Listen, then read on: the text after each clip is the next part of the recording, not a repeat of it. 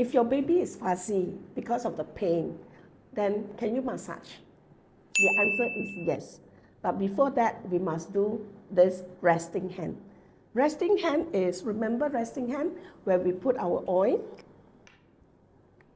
onto our palm, warm it, and then we're going to rest on the baby tummy. So this is resting hand.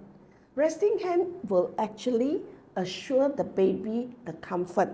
With our voice, we can say to the baby, oh, I know you discomfort, oh, mommy is going to make you feel better. So with our voice, we keep on talking to the baby, assuring the pain that there are certain part of the body is going to be relieved from the massage. So when the baby calms down, only you start the massage.